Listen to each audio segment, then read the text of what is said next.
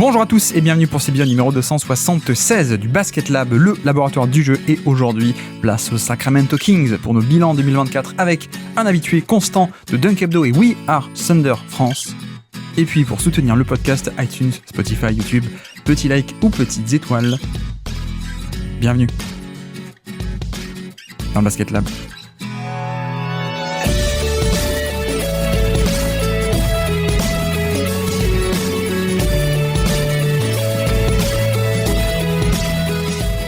Et donc, on se retrouve pour un nouveau numéro de nos bilans 2024 / stats de la saison, c'est le format, avec aujourd'hui les Sacramento Kings, mais un invité que vous connaissez très très bien puisque c'est Constant. Comment vas-tu, Constant ? Bah ça va, merci à toi de m'accueillir du coup pour cette nouvelle saison des stats, des 10 stats de la saison. Tout à fait. Alors, on est là pour parler des Kings qui ont bizarrement perdu l'aspect un petit peu darling qu'ils avaient pu avoir la saison précédente. C'est vrai que je t'ai confié les Sacramento Kings alors que tu faisais partie un peu des pessimistes avant la saison. Et je dois dire que moi aussi. Des relatifs, des relatifs, ouais, de dire bon, ok, il s'est peut-être passé des très belles choses l'an dernier, mais gardons un petit peu notre raison. Et la réalité nous a pas forcément donné tort. Et tu avais fait plusieurs épisodes, sinon l'été dernier, il me semble, sur les stats de la saison, bilan 2023. J'avais fait OKC et les Clippers. Ouais, c'est ça. Ouais. Ah oui. Russell Westbrook, évidemment, Clippers à l'époque encore. Est-ce que tu veux faire Denver cette année ou pas ? Non, bah tu sais bien que je suis pas le plus grand fan de Westbrook, mais bon. Je sais que tu n'es pas le plus grand fan de Westbrook, mais tu es tout de même un fan d'OKC. Donc tu es quand même plus haut que le reste de nous autres mortels, peut-être, sur Westbrook parfois. Pas vraiment. C'est un peu le même sur Twitter en disant est-ce que ça a déjà marché ? Non, mais ça peut marcher pour oui, nous. c'est vrai. C'est un petit peu la philosophie que j'ai sur l'arrivée de Westbrook aux Nuggets. Bon, on plaisante aussi, bien sûr.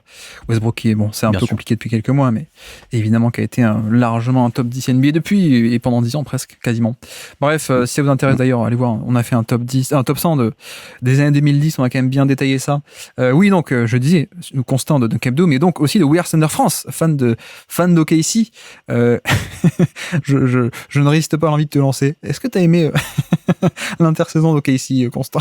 Franchement, trade de Caruso contre Josh Giddey, pas de pick de draft, très bien.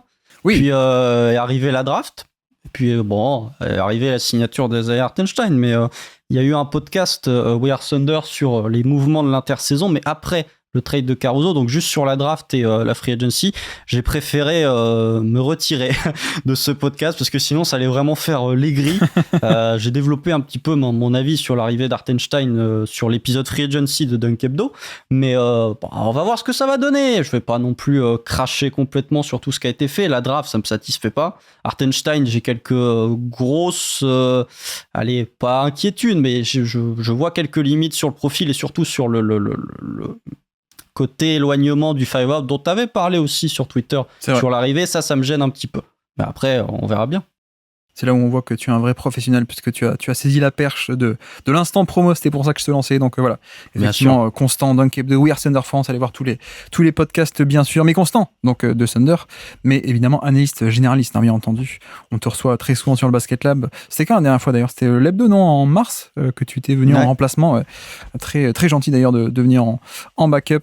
Bref, donc aujourd'hui, les bilans 2024 évidemment. Donc notre série des stats de la saison puisqu'on fait des bilans de chaque équipe à travers 10 stats, 5 chacun, bien sûr, soit des stats intéressantes, soit qui nous servent un peu de prétexte pour aborder plein de petits sujets à propos de la saison d'une équipe. Et donc, les Kings 2024, si tu es prêt, on peut y aller directement.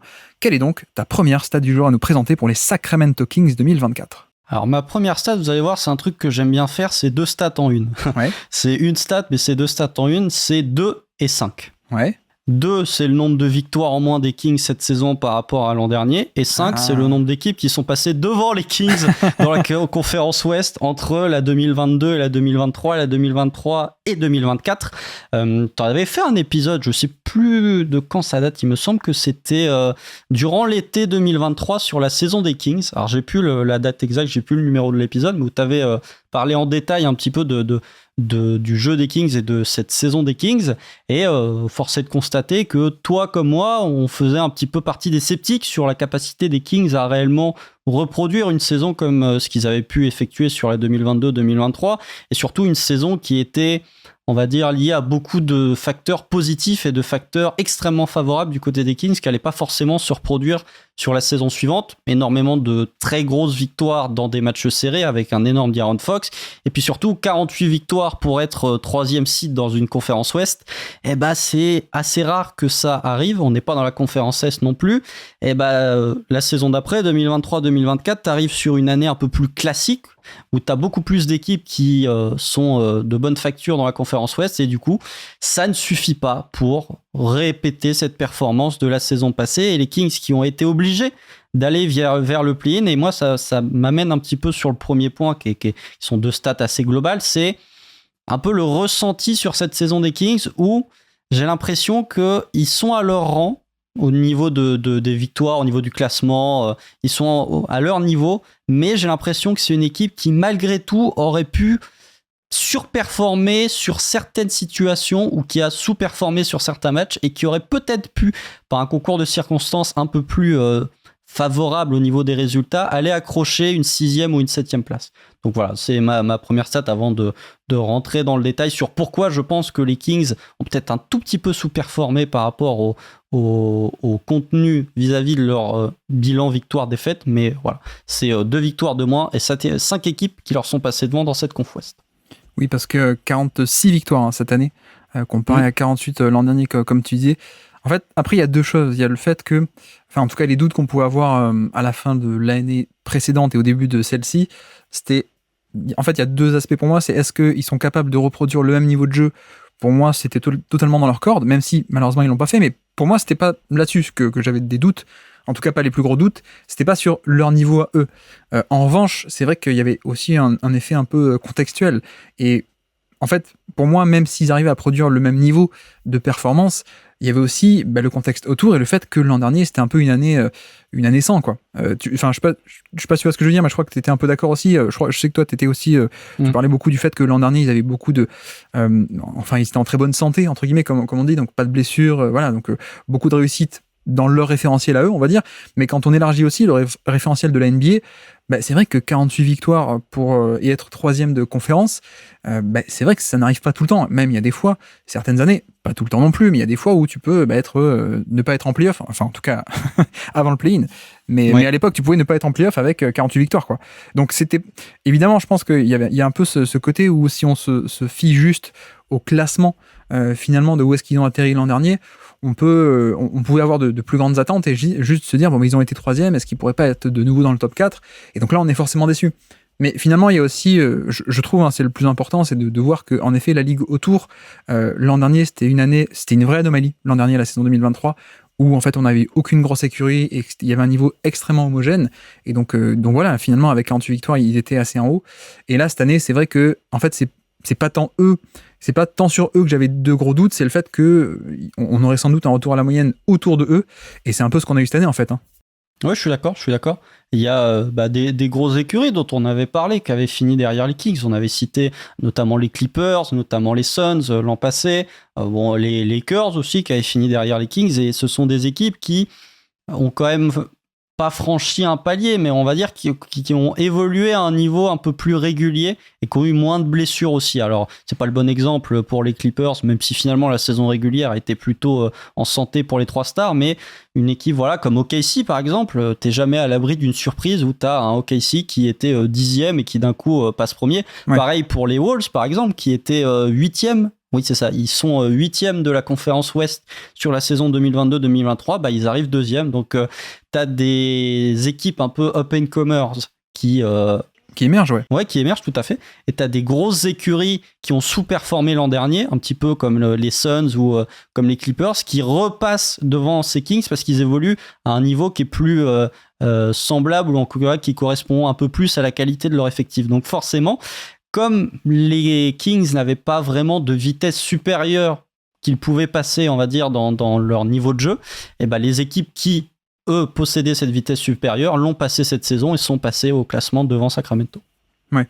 Et c'est pour ça aussi qu'en fait, c'est un peu malheureux, entre guillemets, mais en tout cas, c'était probable et prévisible qu'on ait un peu ce retour de bâton en termes de opinion publique, quoi, parce que je pense que peut-être que beaucoup de fans des Kings ou même d'ailleurs hein, se disaient voilà, en se basant juste sur le classement, ça aurait pu se répéter, alors qu'en fait non, c'était un peu prévisible ce côté. Il pourrait en tout cas y avoir un retour un peu à la normale, mais pas à cause d'eux, même si eux ils faisaient rien de différent, comme tu dis, hein, 48 victoires, 46 victoires, on n'est pas dans des niveaux d'équipe très différents, mais voilà, c'est juste le fait qu'autour ça redevienne un peu normal entre guillemets. On pouvait s'attendre à ça et c'est perçu aujourd'hui comme une déception. Alors qu'en fait, moi je dis ça aussi pour dire, c'est pas tant que c'est une déception en fait. C'est aussi ça qu'il faut voir. Et de l'autre côté, je peux aussi comprendre des fans des Kings qui disent, non, du coup vous êtes un peu sévère parce qu'en fait non, l'an dernier on était vraiment très bon.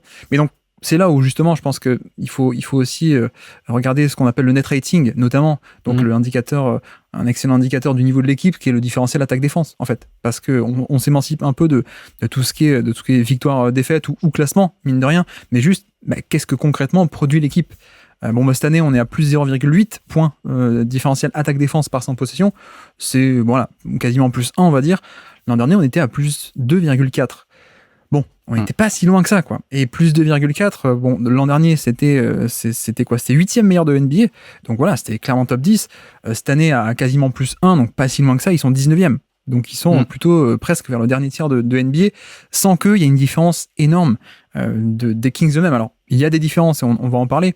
Mais tu vois, alors moi j'avais aussi noté une stat là-dessus, c'est le win differential justement, qui est une stat un peu abstraite, mais justement à partir de ce différentiel attaque-défense, à quel point tu produis dans le jeu, on essaie d'extrapoler.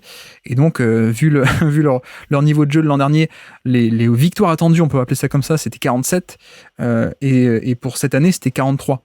Sauf que donc quand ensuite tu fais la différence entre les victoires réelles et les victoires attendues, ce qui fait que cette année en fait ils ont eu plus 3 victoires de plus qu'attendues par rapport à leur fond de jeu proposé entre guillemets. Tout ça n'est pas concret, hein, c'est un peu abstrait, mais c'est un peu, on essaie de bâtir sur ce différentiel attaque-défense, mais c'est pas concret, on est d'accord. Et en fait c'était le 2e de NBA cette année, donc en plus ils ont eu un peu de réussite ou pas. Ça peut être de la réussite, ça peut être du clutch, ça peut être des bizarreries un peu par rapport à la moyenne. Hein. Quand une moyenne, ça veut pas dire que, voilà, pour avoir 10 de moyenne, tu peux faire 10 sur 20, 10 sur 20, 10 sur 20, pardon, ou tu peux aussi faire 5 sur 20 et puis 15 sur 20, quoi. Donc, une moyenne, c'est toujours un peu particulier, faut s'en méfier. Mais voilà, tout ça pour dire aussi que, en fait, tout dépend quelles étaient les attentes avant saison, et je pense que c'est un peu, t'es d'accord avec moi, c'est les attentes d'avant saison vont un peu dicter comment est-ce que tu vas ressentir un peu cette saison 2024, finalement. Mais globalement, je trouve qu'on n'est pas si loin que ça de ce que les Kings auraient pu faire, même si, on va y venir, mais il y aura peut-être des nuances à faire aussi, notamment sur leur attaque. Mais voilà, on n'est pas non plus sur une équipe totalement différente de celle qui fait top 3 l'an dernier, quoi. Non, mais justement, la win differential, c'était la stat, je l'avais mise de côté pour voir, pour justement l'utiliser, parce que si vous regardez les équipes qui sont au-dessus ou qui sont pas très loin de Sacramento en win differential, donc ont gagné plus de matchs que ce qu'elles auraient dû gagner, même si voilà, c'est pondéré par net rating, et du coup si t'as un match où tu perds de 35 et que t'en gagnes 4 ou tu gagnes de 1, le net rating va pas être bon, mais le win differential il va pas apprécier, mais ça reste quand même des victoires. Mais tu regardes, t'as Sacramento 2e, premier c'est Charlotte, 3e Portland, 4e Memphis, 5e Utah, 6e Chicago, qui sont que des équipes de loterie et des équipes de tanking. Et t'as Sacramento qui est une équipe qui est milieu de classement. Mais comme tu l'as dit, le net rating illustre quand même pas mal le fait que c'est une équipe qui s'est retrouvée un petit peu déclassée. C'est aussi un point qu'on évoquera peut-être après, et que j'avais aussi évoqué lorsqu'on avait fait les 10 stats de la saison sur les Clippers, mais c'est une équipe qui était extrêmement déséquilibré l'an dernier sur le rapport entre attaque et défense, et qui cette année a essayé de combler un petit peu les faiblesses défensives, mais qui a tellement perdu offensivement que c'est une équipe moyenne dans les deux catégories, et finalement c'est pas tu fais moins bien. Mais peut-être un petit truc, parce que je sais pas si on va en parler durant l'épisode, mais sur le fait que ces Kings ont quand même eu une fâcheuse tendance à se saborder, surtout face à des concurrents directs, parce que là on dit ils terminent avec 46 victoires. Il y a les Suns, par exemple. Les Suns qui font 6e avec 49 victoires. Et les Kings, sur beaucoup de matchs, ont réussi à perdre des matchs où ils menaient de 16, 17, 18. Alors, je sais que 18 dans la NBA actuelle, 18 points d'écart, c'est pas énorme. Pardon. Mais contre les Suns, il y a un match, il me semble que c'est en janvier, où ils mènent de plus 23 à 5 minutes de la fin. Ils le perdent. il y a un match dans la dernière semaine de la saison régulière, encore une fois face aux Suns, où ils mènent 2-16, ils réussissent à le perdre. Il y a un match contre Chicago qui réussissent à perdre en prenant un plus 17 dans le dernier quart-temps. Ils ont réussi à perdre contre Washington, ils ont réussi à perdre contre Détroit. C'est beaucoup de défaites que je trouve évitables, qui ont frustré la fanbase des Kings tout au long de la saison, et beaucoup de moments où, sur un stretch plus ou moins long, un quart-temps, une mi-temps, les Kings qui vraiment, la lumière s'éteint et ça, c'est le switch-off complet. Tout est désactivé et je pense que c'est une équipe qui, peut-être si elle avait été en mesure de conserver certains leads qu'elle avait pu acquérir durant un match, et peut-être que, tu vois, t'enlèves les 2 victoires des Suns face aux Kings, tu rajoutes les 2 à Sacramento passe devant Phoenix. Alors c'est du basket fiction parce que forcément si t'enlèves des victoires ça modifie un petit peu le classement, ça modifie l'approche, mais toujours est-il que mathématiquement ces deux défaites ou ces 2 victoires elles auraient pu changer beaucoup de choses pour les Kings. Oui, et puis tu vois, par rapport à l'importance du contexte aussi, les Pacers cette année vont en finale de conf, ils ont 47 victoires. Ouais. L'an dernier, les Kings ils en ont 48 et ils sortent au premier tour parce qu'ils tombent contre un mauvais match-up aussi, quoi. En tout cas, un match-up qui était aussi fort qu'eux et qui s'est là en 7 matchs, et voilà. Mais non, mais tu vois, c'est pareil. En fait, si tu regardes juste le résultat final, c'est aussi ça ce qu'on dit, c'est que si tu regardes juste le résultat final, à mon avis, tu peux aussi être biaisé ou avoir une perte d'informations. Voilà, si maintenant, désormais, ça va être le tour des Pacers, on va se dire, ils ont une finale de conférence et s'ils sortent au premier tour l'an prochain, ça sera une déception. Non plus, quoi. C'est basé des attentes sur une surperformance de cette année. Bref, tout ça, pourquoi est-ce que je dis ça aussi, c'est parce que, tu vois, il y a eu par rapport à Mike Brown aussi, qui finalement a prolongé, mais on a appris que ça a un peu traîné parce que finalement le front office n'était pas convaincu, parce que le front office était déçu des performances de cette année comparé à l'an dernier. Et j'ai envie de dire, justement, en fait, c'est là-dessus où il faut faire attention, quoi. Il faut regarder vraiment ce qu'était l'équipe de l'an dernier. Encore une fois, je peux comprendre que certains fans des Kings voient ça comme vous nous retirez du crédit pour l'an dernier. Mais non, au contraire, c'est juste pour dire, voilà, la perf, elle était ça concrètement, quoi. Et du coup, voilà, on a appris qu'avec le front office, ça traînait un peu parce que, déception par rapport aux attentes. C'est peut-être que les attentes étaient un peu démesurées par rapport à l'an dernier, quoi.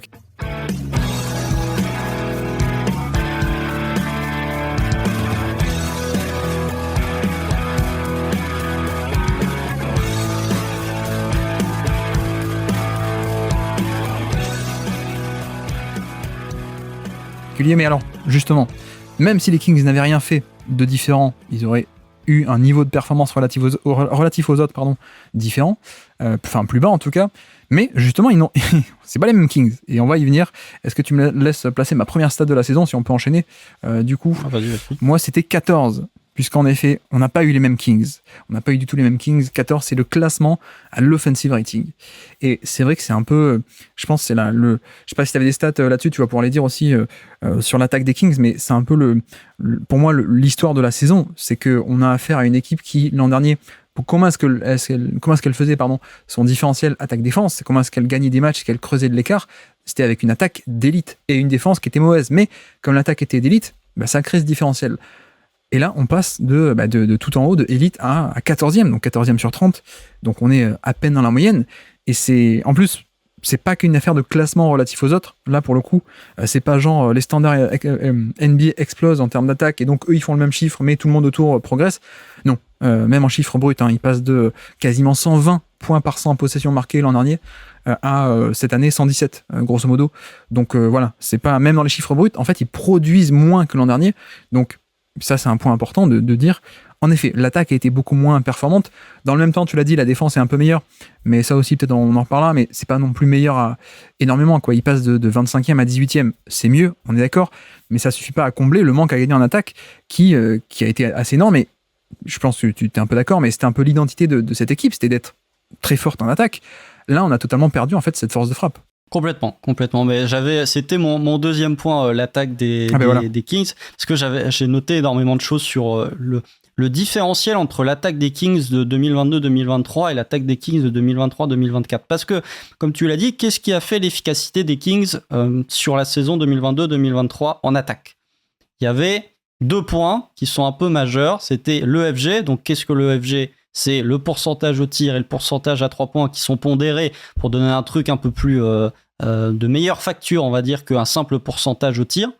pour mettre un peu plus en valeur le 3 points, et le free throw rate, donc combien de fois tu vas sur la ligne des lancers. Et dans les deux cas, il y a eu une sévère régression de la part des Kings cette saison. C'est-à-dire que si vous prenez le FG des Kings sur la saison 2022-2023, ils sont deuxièmes de toute la ligue. Ils sont 13e cette année. Et même au-delà de ça, avant de peut-être de passer sur free throw rate après, parce que je ne vais pas non plus griller toutes les cartouches d'entrée, mais il y a eu un changement majeur dans la manière qu'ont eu les Kings d'attaquer, et je pense même plus dans la manière qu'ont eu les adversaires de défendre les Kings que réellement les Kings d'attaquer, c'est qu'ils n'avaient plus d'accès au cercle cette saison.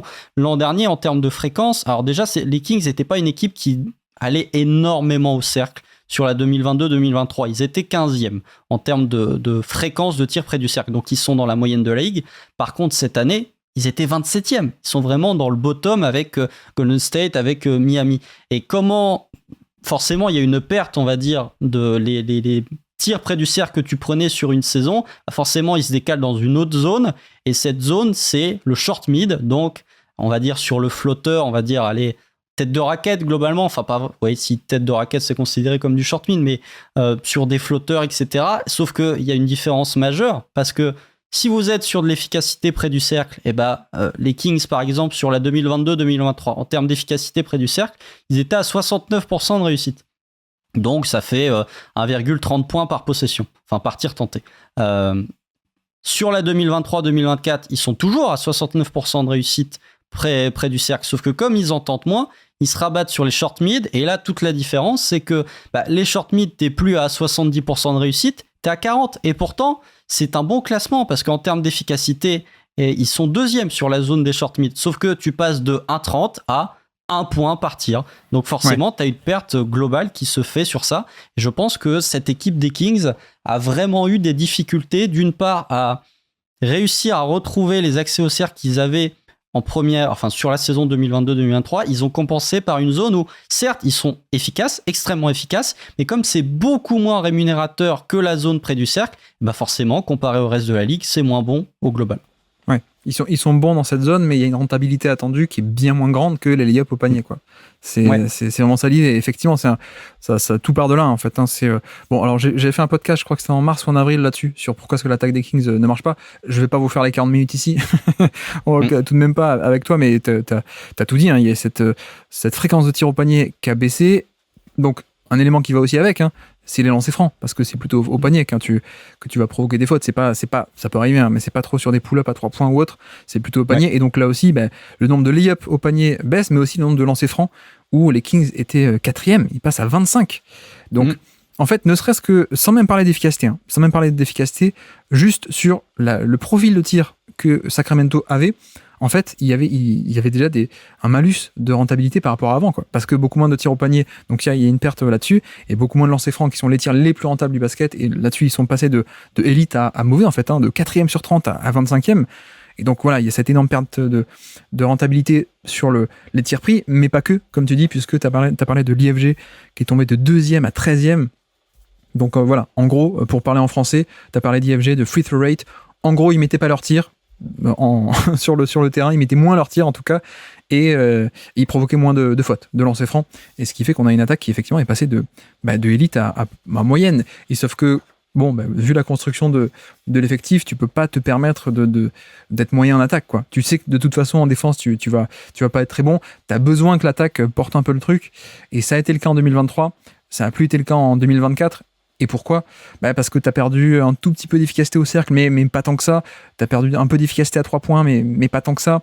Sur les longs tirs à 2 points, par contre, tu as beaucoup perdu. Ils sont passés de 6e à 20e efficacité. Enfin bref, ça n'a pas marché. Ça n'a pas marché cette année. Donc ça, c'est un peu pour le constat, pour le quoi. Maintenant, ce qui est intéressant, c'est aussi le pourquoi. Et je peux te poser la question, mais à ton avis, pourquoi est-ce qu'on a une telle différence ? Qu'est-ce qui a changé en termes de... pourtant, c'est les mêmes joueurs, hein, exactement la même rotation. En termes de minutage, le même top 8, exactement les mêmes joueurs. Mais qu'est-ce qui n'a pas marché alors ? Je rajouterais peut-être deux petits points aussi sur l'EFG. Enfin, je vais dire là direct la stat sur les lancers, parce que l'EFG peut servir de transition. Mais les lancers, ils en faisaient peu, et ils étaient derniers en termes de pourcentage de réussite de toute la ligue. C'était l'équipe qui tirait le moins bien au lancer franc de toute la ligue cette saison. Et il y a même autant d'écart entre eux et Toronto qui sont 29e, qu'entre Toronto 29e et Cleveland 22e, pour dire à quel point ils étaient vraiment horribles sur la ligne des lancers.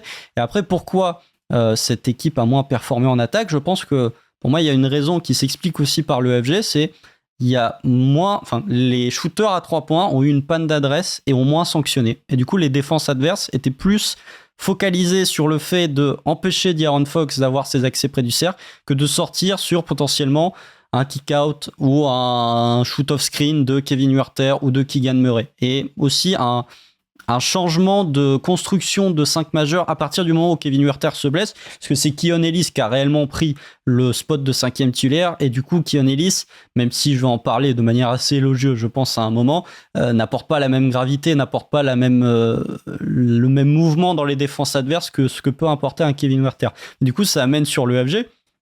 Si vous prenez le FG en catch and shoot des Kings, entre la 2022, 2023 et 2023, 2024, ils ont baissé d'1 point de pourcentage. Et ce qui est encore plus embêtant, c'est que leur OFG sur les pull-ups, lui, a augmenté. Donc je pense que vraiment, il y a cette notion où il y a eu une grosse panne d'adresse chez les shooters. Keegan Murray a connu une grosse panne d'adresse, Kevin Huerter a connu une grosse panne d'adresse. C'était pas une équipe qui était énormément en réussite, comme tu l'as dit, sur ses pourcentages à 3 points. Ils n'étaient pas à 40% la saison dernière, mais ils avaient quand même des shooters qui étaient un peu plus réguliers, je pense, au cours d'une saison. C'est-à-dire que Keegan Murray, on l'a vu mettre des matchs où, je crois, il y a 10 ou 9 ou 10 3 points sur un match, et il y a des stretches où il est à 1 sur 16, 1 sur 17. Et Kevin Huerter, c'était un petit peu pareil. Donc je pense qu'il y avait une plus grosse variance match après match au niveau de la réussite des tirs des shooters des Kings, là où sur la 2022-2023, ils étaient plus réguliers, même si les pourcentages finalement viennent un petit peu s'équilibrer. C'est juste une plus grande régularité au niveau de ce point-là. Je pense que ça peut être un des points sur lequel on peut expliquer un petit peu cette panne d'accès près du cercle pour Sacramento. Pour moi, ce qu'on a vu aussi tactiquement, et c'est un peu lié à ce que tu dis, parce que les Kings n'ont pas eu les shooters pour punir, mais je pense qu'il y a eu aussi adaptation en face, quoi, de la part la part des défenses, et que voilà, l'an dernier, il y a un peu c'est peut-être un peu caricatural, mais il y a aussi un effet un peu nouveau et toute une synergie nouvelle avec les fameux dribble end-off, Sabonis, Huerter. Il y a tout un mouvement, Mike Brown qui arrive, qui fait son attaque extrêmement précise, méticuleuse dans l'espace, avec du rythme, etc. Le jeu à deux, Fox Sabonis qui a été totalement déverrouillé par Mike Brown. Bref, il y avait une synergie offensive de par le mouvement aussi notamment, et c'est ça qui permettait aussi d'aller au panier sur des drives, sur des cuts, sur plein d'actions un peu diverses comme ça, alors que hormis De'Aaron Fox, t'as pas non plus d'énormes drivers en fait, pour le coup, et pourtant t'arrivais à aller au panier juste assez, on va dire. Là, je trouve que en effet, tu as parlé des 3 points, je pense que clairement on a un peu passé l'effet de surprise, et que justement, si tu as affaire à une attaque où tu sais que ça va jouer sur le mouvement, sur la synergie, comme menace pour libérer des tirs notamment au panier, parce que sinon il n'y a pas d'autre solution. Moi j'ai trouvé que les raquettes étaient beaucoup plus bouchées en fait, comparé à avant, avec des pré-rotations beaucoup plus agressives, quitte donc à délaisser des 3 points comme tu l'as dit, et en plus ils n'ont pas réussi à punir. Mais tu vois, tu parlais aussi du fait que beaucoup de tirs au panier se soient transformés en flotteurs. Moi je trouve que ça se voit visuellement sur pas mal de matchs cette saison tactiquement, où en effet t'as des défenses qui aujourd'hui sont plus surprises, et elles savent que Sacramento est capable avec le passing de Sabonis, avec des faux écrans pour Fox, etc., de libérer des lay-ups au panier un peu tout cuit. Qu'est-ce que tu fais? Tu mets un mec dans la raquette, ou tu mets une pré-rotation et tu abandonnes côté fort, côté faible, même depuis le corner pour venir aider. Et en fait, tu arrives à totalement verrouiller ça, quoi. Parce que, comme dit, la force des Kings, c'était ça. C'était de par ce mouvement et ce collectif, grosso modo, pour caricaturer, libérer des bons tirs, notamment au panier. Mais pourquoi est-ce qu'ils s'en remettaient à ça? C'est parce qu'ils n'ont pas un peu un ou plusieurs drivers un peu implacables, en fait. T'as une défense en place. Luka Doncic, il voit ça, il dit, non, c'est pas grave, je baisse la tête, j'y vais de toute façon, quoi. J'y vais à volonté au panier, même si tu mets des obstacles. Les Kings n'avaient pas ça. Donc les Kings arrivaient à créer la surprise, à créer le décalage comme ça, par le mouvement, par la synergie. Et là, non, quand tu leur prives de ce plan A, parce que c'est la bonne chose à faire, après un an d'effet de surprise, entre guillemets, maintenant tout le monde s'est ajusté. Et ce qui fait que voilà, il y a pas de plan B. En tout cas, pas autant de plan B d'aussi bonne qualité. Et ce qui fait que la stat clé pour moi, c'est ça, c'est le nombre de tirs au panier, et donc les lancers francs aussi qui vont avec, mais qui ont été totalement anéantis.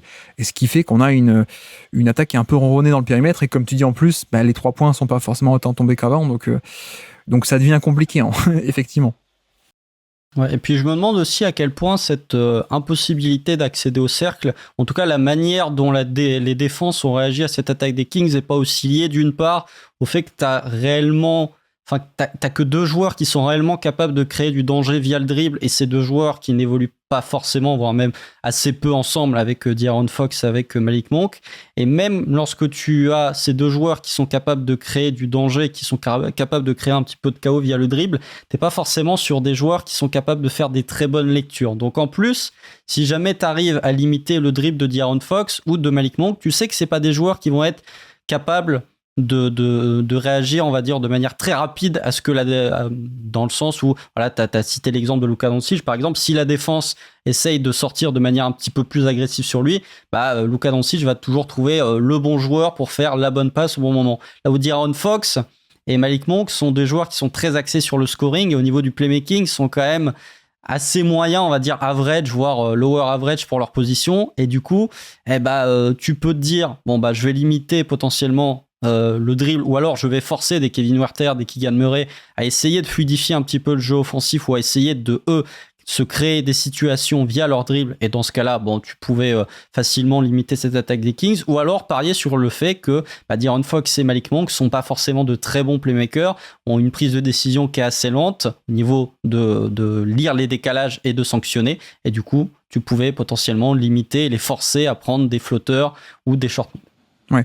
Non, mais c'est exactement ça. Et d'ailleurs, si tu regardes un peu le profil des joueurs de cette équipe, finalement, il n'y a pas beaucoup qui sont des énormes moteurs à lancer franc, quoi, à provocation de faute, finalement. Et donc, il y avait un peu, je pense que l'an dernier, il y avait aussi un côté de vitesse, de mouvement, de synergie qui aidait à ce que les rotations soient un peu surprises et pas en place. Et donc, faute, et donc lancer franc. Là, cette année, s'il y a déjà un mec en place en pré-rotation, en amont de l'action, Huerter, c'est pas le mec qui va faire son backdoor, il voit quelqu'un devant lui, il va attaquer le contact. Non. Et Malik Monk non plus. Et Harrison Barnes non plus. Et enfin bref, tu peux faire à peu près tout le monde dans l'effectif. Keegan Murray non plus, qui a un taux de lancer franc aussi beaucoup plus bas que la moyenne. Bref, c'est un peu le cas de la majorité de l'effectif, comme tu dis, donc pas mal de limitations. Donc voilà pour l'attaque. Encore une fois, si ça vous intéresse d'aller encore plus en profondeur, mais on va pas le refaire, mais j'avais fait un podcast là-dessus en avril. Et bien alors, si tu as déjà donné tes 2 stats, je peux donner ma deuxième stat du jour. Alors, moi, c'est 10. C'est moins 10% d'efficacité au panier pour De'Aaron Fox. Est-ce que tu l'avais celle-là aussi, notamment? Moi, c'était 19, c'était la fréquence de tir au cercle tentée par De'Aaron Fox cette saison. On aura bien connecté sur les stats, mais oui, tout à fait. Alors du coup, moi, ma deuxième stat du jour, c'est donc 10, comme dit, moins 10% d'efficacité au panier, et un peu comme les Kings, finalement. J'ai un peu l'impression que la saison de De'Aaron Fox, elle est un peu comme celle des Kings, donc une attaque en panne, notamment au panier, et surtout, ce qui fait que son efficacité globale, elle passe de plus 3% par rapport à la moyenne, ce qui est pas mal, pour le coup, même assez bon, plus 3% à moins 2% cette année, alors que d'habitude, quand on a ce genre de variation, ça peut être notamment dû aux 3 points, ou le 3 points, ça peut beaucoup varier, et donc c'est ce qui peut un peu dicter le résultat final, et alors que là, c'est pas du tout le cas, en fait. Donc on a quelqu'un qui est beaucoup moins efficace que l'an dernier, alors qu'à 3 points, il a mieux shooté. C'est un peu ça sur un plus gros volume. Ouais, c'est ça. En plus, sur un gros volume, c'est un peu ça le paradoxe. Il passe de 32 à 37%, avec en plus pas mal de pull-up à 3 points, ce qui est la satisfaction de l'année, c'est qu'il développe un peu ce côté pull-up à 3 points. Mais donc, entre l'an dernier et cette année, il shoot beaucoup plus, beaucoup mieux. Son volume est passé de 5 à 8 par match. Donc, finalement, ça se passe pas là. La chute d'efficacité, elle s'opère pas du tout au niveau du jump shot. Au contraire, ça peut même être vu comme une satisfaction, le fait qu'il développe un peu ce 3 points et ce jump shot. Mais donc, par contre, de l'autre côté, c'est vrai que pour continuer dans ce thème, les équipes étaient mieux préparées et faisaient des meilleures rotations au panier parce qu'on sait que ça va venir là. Sur Drive, en fait, c'est là que le bas blesse, puisque sur Drive, il était à 1,29 points par tir l'an dernier. C'est tombé à 1,12 cette année, donc de 1,29 à 1,12. Les chiffres, à la limite, on s'en fiche un peu, mais surtout à quoi ça correspond, c'est de 8e l'an dernier, le 8e parmi les gros drivers en NBA en 2023.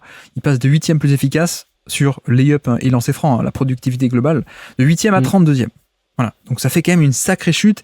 Et finalement, le manque à gagner en termes d'efficacité, il est là. Parce que, comme dit, le jump shot, non. Le jump shot est même meilleur qu'avant. Mais par contre, c'est vrai qu'on a affaire à quelqu'un qui est beaucoup moins tranchant et beaucoup moins efficace, tout simplement, au panier, qu'il a pu être l'an dernier dans son excellentissime saison, en fait. Oui, c'est ça. Et puis, surtout, il y a un point, c'est que tu as parlé du fait qu'il prenait plus de volume à 3 points et qu'il avait une meilleure efficacité. Mais au final, si on ramène sur l'efficacité globale de la ligue à 3 points, il est que à 101 finalement. Donc, il est 1 point au-dessus de la moyenne NBA. Ça suffit pas, en fait, pour compenser la perte d'efficacité qu'il avait près du cercle. Ça, c'est un point qui m'avait fait notamment le classer dans le DH20 en 2023 du coup, parce que près du cercle, c'était tout simplement chez les guards l'an dernier, c'était le joueur avec le meilleur pourcentage de réussite près du cercle. Et vraiment sur cette adresse près du cercle, c'est un peu c'est ce qui lui fait défaut parce que pas compensé par l'adresse à 3 points. Là où par exemple un joueur, pour moi tu as deux cas. De'Aaron Fox est un joueur qui prend énormément de short mid. Il en prenait déjà énormément la saison précédente. Il était dans le 87e centile sur la 2022-2023. Il est dans le 91e centile sur la 2023-2024 pour les joueurs à son poste. Et si tu prends énormément de short mid, pour moi, tu as deux écoles. Tu as l'école chez Gilgeous-Alexander où oui, tu vas prendre énormément de short mid, mais par contre, en termes de pression près du cercle, tu vas être dans le 90e centile. Ou tu as l'école Jalen Brunson où Jalen Brunson est un peu dans le même profil que De'Aaron Fox en termes de pourcentage de tirs pris et des zones où les tirs sont pris.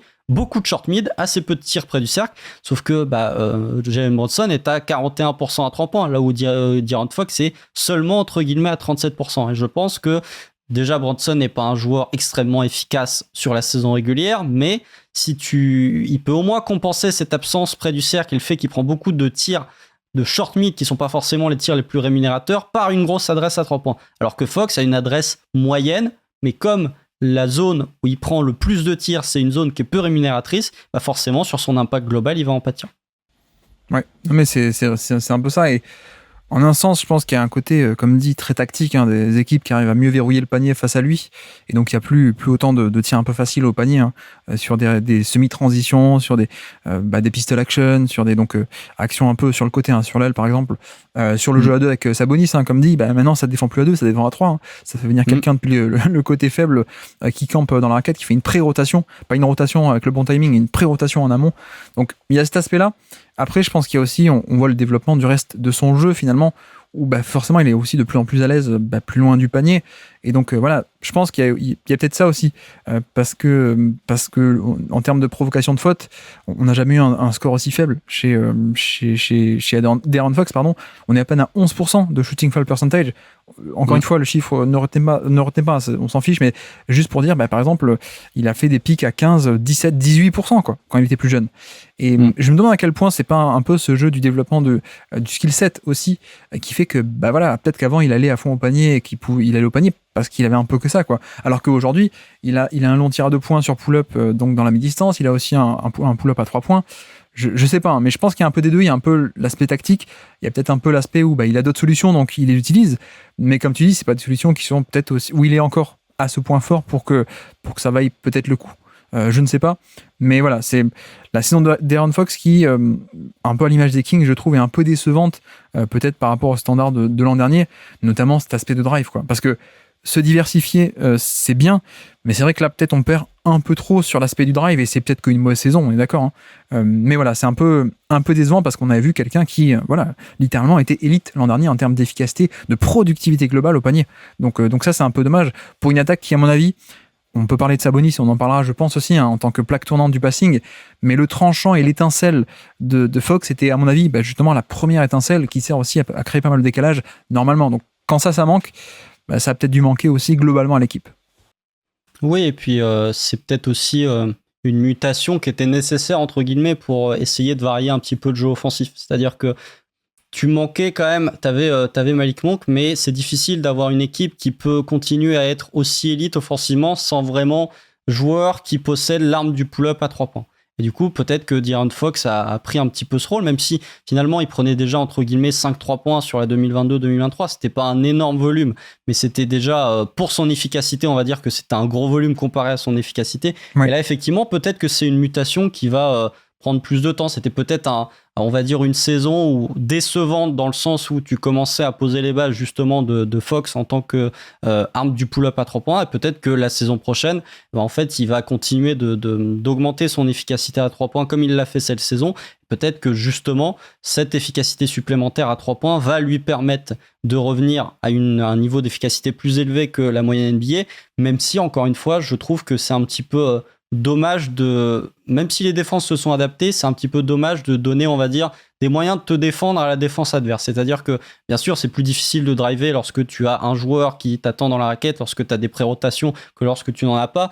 Et je trouve ça dommage que Fox, c'est quand même, comme j'ai dit, soit tombé un petit peu dans le caricatural sur certaines séquences où pour moi, sa rim pressure, elle reste quand même de bonne qualité. Et de voir qu'il est seulement dans le 33e centile pour les joueurs de son poste en termes de tirs tentés près du cercle, pour la capacité de finition et pour la capacité de déposer les joueurs sur le premier pas et la capacité à se projeter très vite au cercle de De'Aaron Fox, je trouve que malgré tout, c'est quelque chose qui pourrait augmenter, quitte à réduire peut-être un petit peu le short mid, même si voilà, le stop and pull-up, on va dire, de De'Aaron Fox sur le short mid, il est de bonne qualité, mais il sera toujours moins efficace que près du cercle.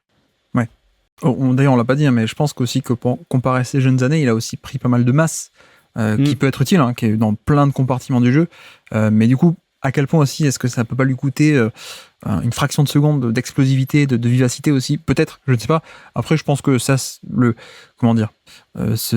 compromis vaut le coup, parce que la puissance se répercute un peu partout, et en plus, il est tout de même assez explosif. Donc voilà, je pense qu'on évaluera peut-être l'an prochain, savoir si est-ce que c'est juste une mauvaise année ou pas au niveau du drive. Mais voilà, peut-être préciser aussi que ce développement du pull-up peut faire du bien, surtout s'il se continue, parce que là, actuellement, 37% sur un bon volume, dont notamment pas mal de pull-up à 3 points, c'est bien. Si on continue d'augmenter, l'an dernier 32, cette année 37, si on va encore gratter 37, 38, 39 peut-être l'an prochain, sur encore un plus gros volume, là effectivement, si le pull-up est là, l'absence de drive, en tout cas le drive moins efficace, sera moins un problème, en tout cas. Mais voilà, le cas de Fox est vraiment très fascinant, je trouve, surtout dans ce contexte des Kings, et vu son importance.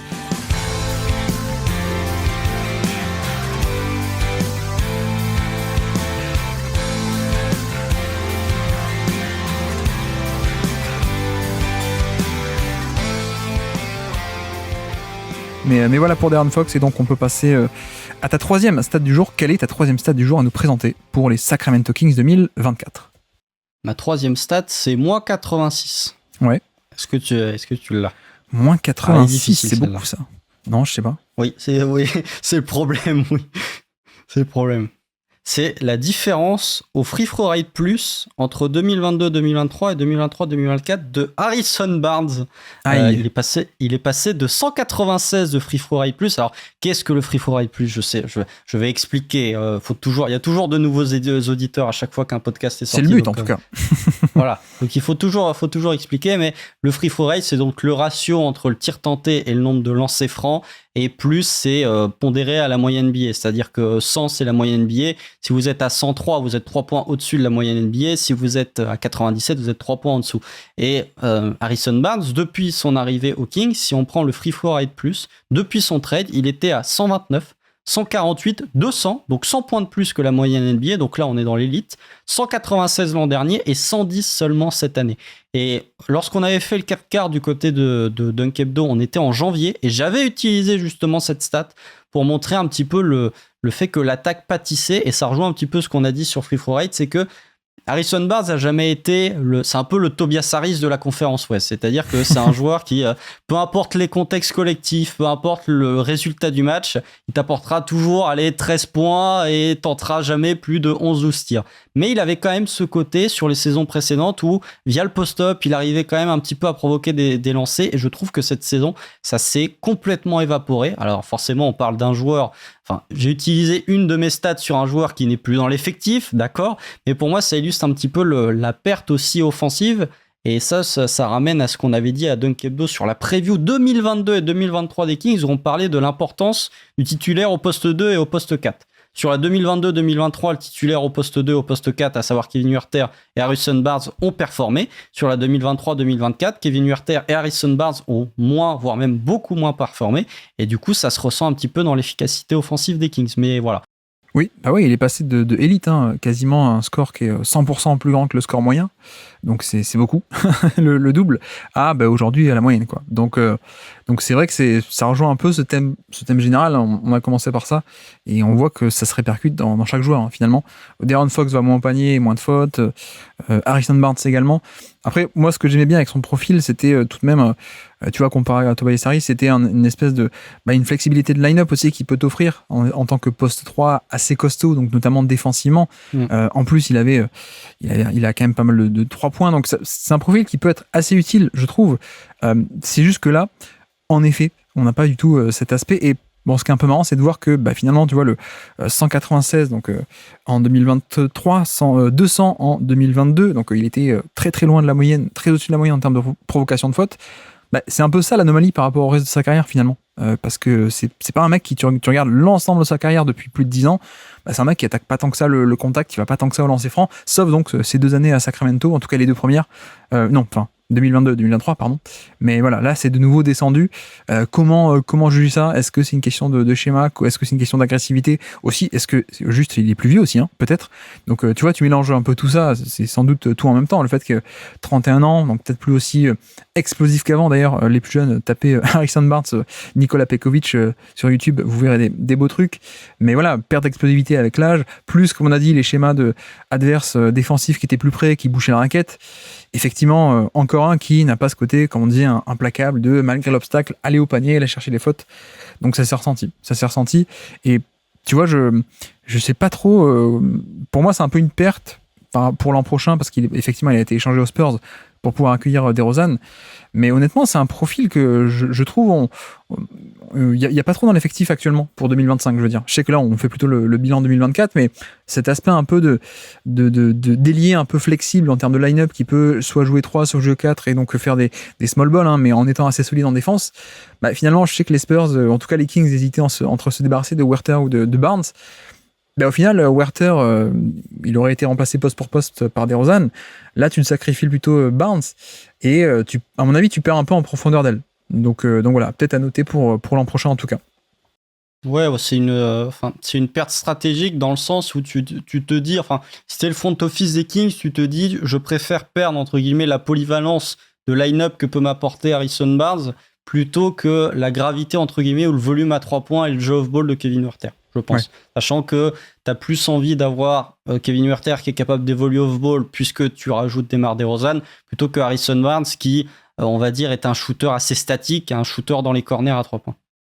Oui, d'accord, mais alors tiens, justement, on parle de ça, je peux quelle est ma 3e stat du jour, moi c'est 25, justement. 25, c'est le minutage de Kevin Huerter, qui, alors, c'est pas fait exprès, mais en même temps, ça semble assez logique, vu que la saison est décevante, j'ai l'impression qu'on parle que d'aspects décevants sur chaque joueur, ensuite, chaque individualité, mais c'est vrai que c'est le cas. Kevin Huerter, assez mauvaise saison, donc 25 minutes par match à peine cette saison, alors que l'an dernier, voilà, quasiment 29, plus de 29, quasiment la demi-heure de jeu par match en moyenne, donc un vrai gros temps de jeu titulaire, alors que cette année à peine 25. Et en fait, la question, c'est aussi pourquoi. Pourquoi est-ce qu'on a cette perte de statut ? Il y a des blessures en jeu, mais tu vois, notamment, il a manqué une vingtaine de matchs sur la saison, mais c'était que des matchs en fin de saison, quoi. Donc ça n'a pas affecté sa moyenne. Je veux dire, il peut manquer des matchs, mais bon, quand tu es là, tu retrouves ton statut et ton niveau de jeu. Or, ça n'a pas trop été le cas cette année où on a eu un Kevin Huerter vraiment mauvais. Surtout, donc, là encore, il y a un thème général, mais par rapport à l'an dernier. Mauvais peut-être par rapport à ce qu'on a vu l'an dernier.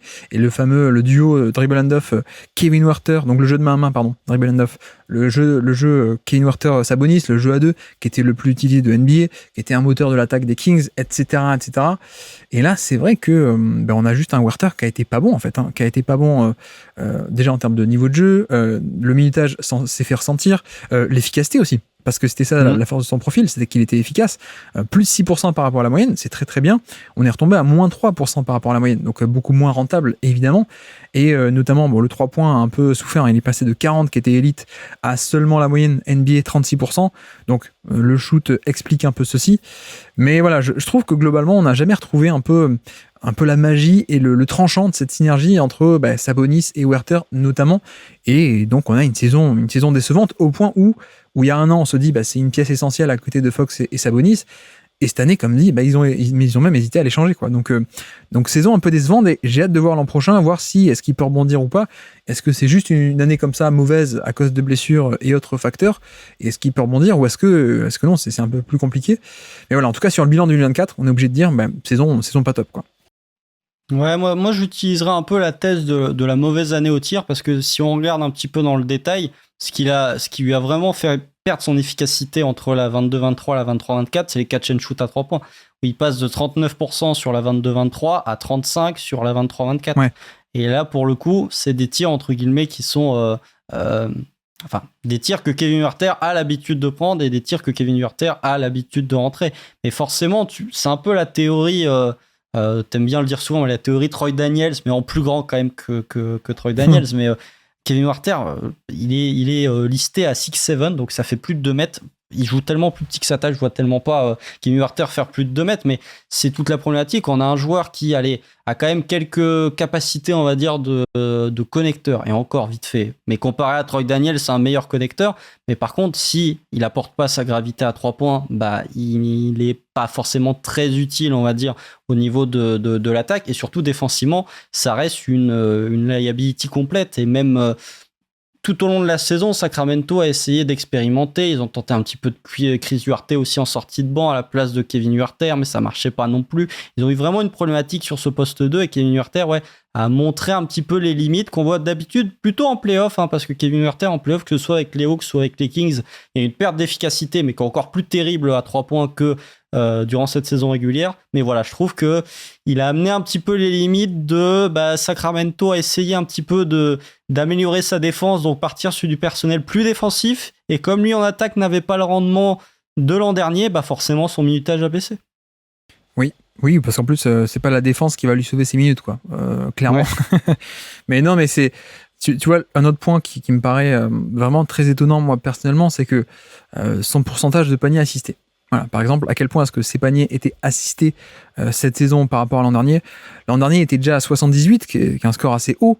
Et là, cette année, ça a carrément plongé à 88. Donc, ça veut dire que 88% de ces paniers étaient assistés, donc créés par autrui, où il y avait une assist, versus le reste qui était créé par lui-même, forcément. Et c'est vrai que là, 88%, sur les gens qui ont un énorme temps de jeu, enfin un gros temps de jeu cette saison, c'est le 3e plus gros total de NBA.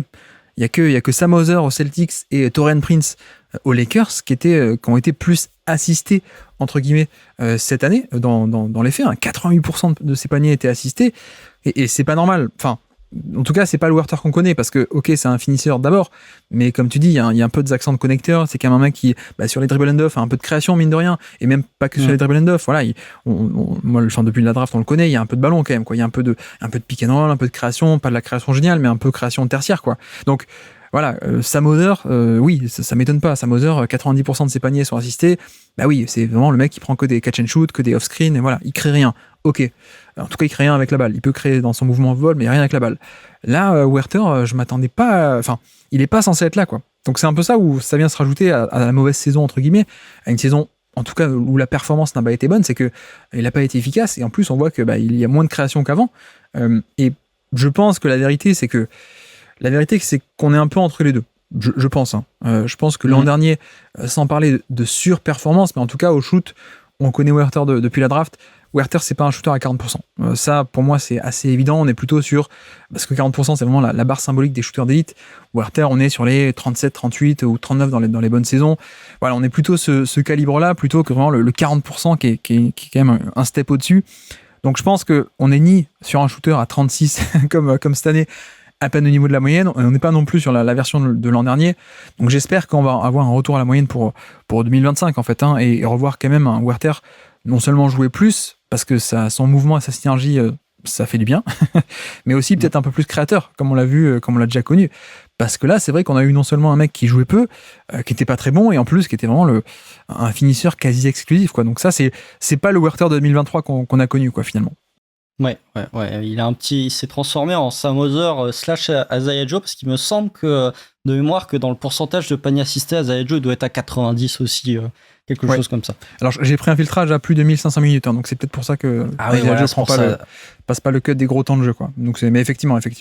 Mais non, mais sur Kevin Huerter, je suis d'accord que c'est un des manques qui a vraiment fait pallier cette attaque. Et j'ai le souvenir d'un match face à Houston en début de saison. Alors déjà, contre Houston, ils ont pris des sacrés volets. Bon, c'est pas non plus les 5 ou 6 défaites. Je crois que c'est 6 défaites face aux Pels cette saison. Ils sont en 0-6, en comptant le match supplémentaire de in-season, machin truc, muche, NBA Cup, Leaders Cup, je sais pas quoi, là, vous l'appelez comme vous voulez, plus le match du play-in.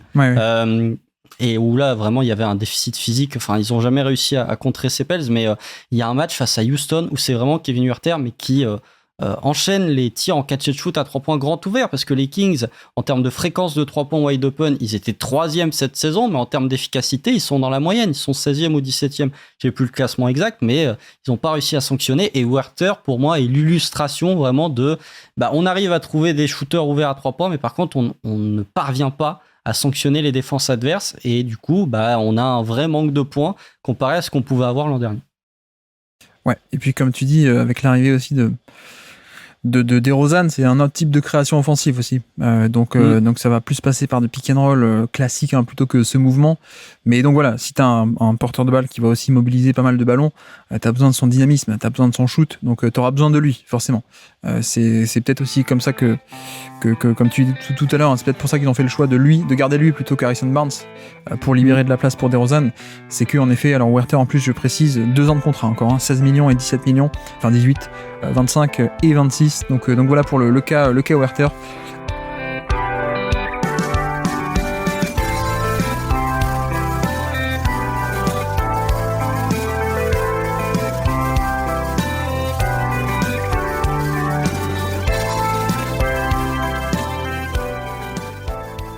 Bien, on peut avancer du coup.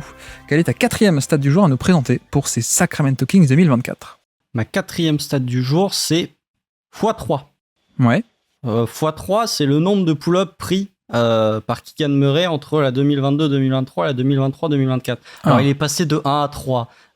Donc, c'est un peu un prétexte pour parler de la saison de Keegan Murray, mais je sais qu'elle a fait un petit peu débat. Alors déjà, oui, il y a une énorme perte d'efficacité, comme Kevin Huerter. Il est passé de 41% à 36% à 3 points. Et on va dire que le x3, il se retrouve sur son total de tirs tentés par match. C'est-à-dire qu'entre sa saison rookie et sa saison sophomore, il tente 3 tirs de plus. Globalement, c'est les tirs en pull-up qui tentent en plus. Je sais qu'elle a fait un petit peu débat et que les avis sont variés. C'est-à-dire que on peut se dire d'un côté, oui, Keegan Murray, il y a une perte d'efficacité qui est terrible entre sa saison rookie, enfin terrible, qui est notable entre sa saison rookie et sa saison sophomore, parce qu'il passe de 103 de true shooting plus, donc 3 points au-dessus de la moyenne NBA sur sa saison rookie, il passe de 98 sur sa saison sophomore, et de l'autre côté, il y a l'école que j'appellerais un peu Tom de Dunk Hebdo, que je salue, qui dit oui, mais on lui a donné des responsabilités balle en main pour essayer justement de pallier ce qu'on a évoqué au début sur l'absence de joueurs qui sont réellement capables de se créer leur tir ou qui sont capables de créer du chaos via le dribble. Alors ça se ressent pas forcément sur son pourcentage de panier assisté, parce qu'il me semble que c'est quasiment le même pourcentage entre sa saison rookie et sa saison sophomore, mais on a vu un Keegan Murray qui a été plus responsabilisé balle en main que ce qu'il était sur sa saison rookie.